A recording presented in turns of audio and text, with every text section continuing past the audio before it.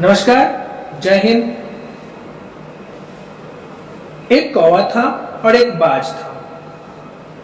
कौवा जो था वो हमेशा बाज का अनुकरण करना चाहता था, इसलिए जहां भी बाज जाता था कौवा उसके पीछे पीछे जाता और सोचता कि काश मैं भी बाज के जैसा ही सभी कार्यों को कर सकूं। इसलिए हमेशा उसका अनुकरण करता रहता था और अनुकरण करके उसके पीछे पीछे ही कार्य करता था।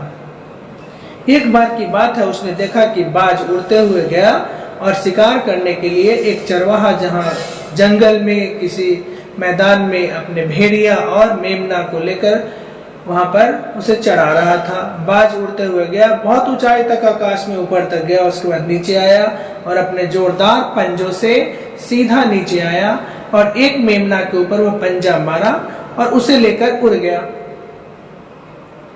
जब उस मेमना को लेकर उड़ गया, इसे देखकर कौवा बहुत प्रभावित हुआ। उसे तो बड़ी आश्चर्य आया कि अरे इसके पंजे में इतनी ताकत है और यह कितना कंसंट्रेट है कि जब आप गया और सीधे मेमना के ऊपर पंजा लगाया और लेकर उसे उड़ गया।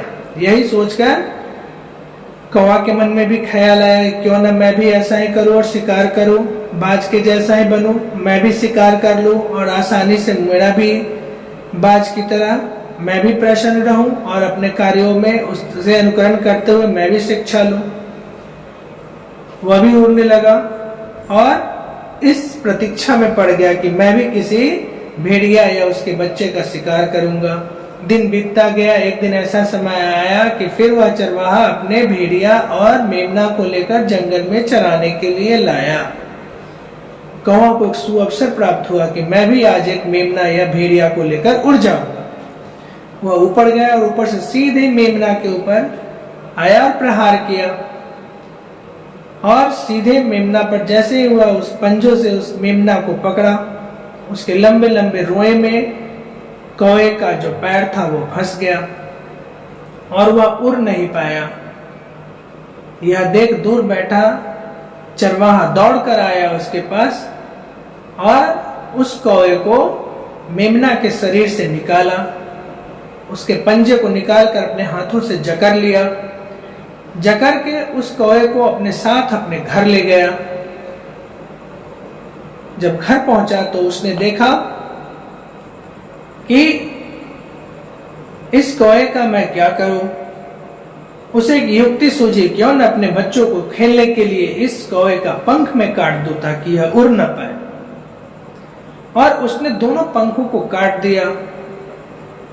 इस तरह से कौवा लाचार हो गया, उड़ नहीं पाया और उसके बच्चे उस कौवा से खेलने लगे। अब चरवाहा के बच्चे अपने पिताजी से पूछा कि पिताजी ये बताइए कि ये कौन सा पक्षी है। इस पर चरवाहा ने जवाब दिया कि यह है तो कौवा, लेकिन अपने आप को बाज समझता था, जिस कारण इसका पंख काट दिया गया और अब न तो यह कौवा है और न ही बाज है। इस तरह से कौवा अपने आप को बहुत ज्यादा हानि महसूस करता था, क्योंकि जो श्रेणी में था वह भी वो नहीं कर पाया और जो दूसरा बाज की तरह बनना चाह रहा था वह तो उससे होना नहीं था और वह उस चरवाहा का खिलौना बनकर रह गया।